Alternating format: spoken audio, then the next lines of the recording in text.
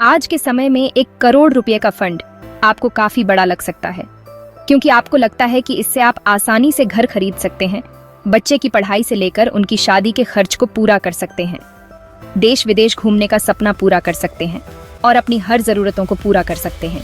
लेकिन आपने कभी सोचा है कि 10, 20 या 30 साल बाद जब आप रिटायर होते हैं तो क्या यह रकम आपके लिए काफी होगी?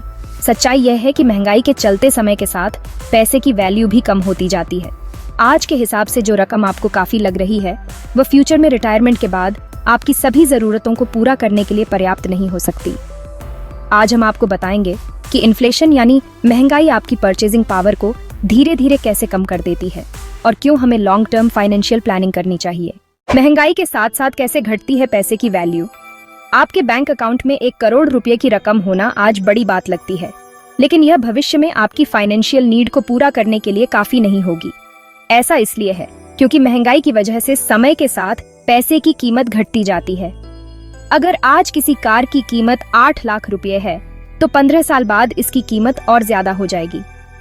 इसे और आसान तरीके से समझने के लिए आप याद कीजिए कि आज से 10 या 15 साल पहले किराने के सामान या किराए पर आप कितना खर्च करते थे और आज उसकी तुलना में कितना ज्यादा खर्च कर रहे हैं, क्योंकि महंगाई की वजह से समय के साथ चीजों के दाम बढ़ रहे हैं। सोने को ही ले लीजिए, आज से 20 साल पहले सोने की कीमत और आज की कीमत देख लीजिए, आपको आसानी से समझ आ जाएगा।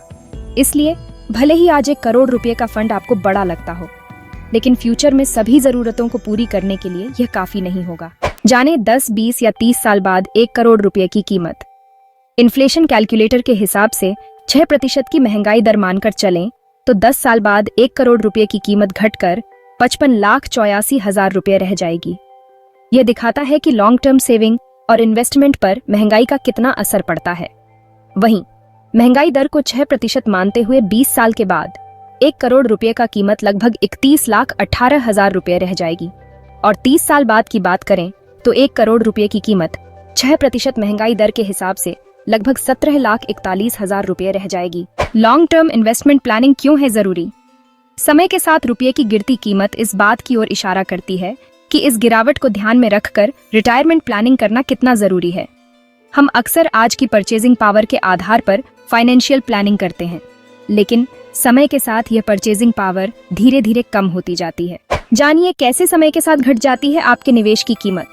आपको ये भी समझना होगा कि अगर कोई इन्वेस्टमेंट आपको 6% का रिटर्न देता है तो इससे आपको कोई खास फायदा नहीं हो रहा है, क्योंकि 6% की महंगाई दर का मतलब है 6% रिटर्न मिलने के बाद भी आपके पैसे की वैल्यू उतनी ही रही।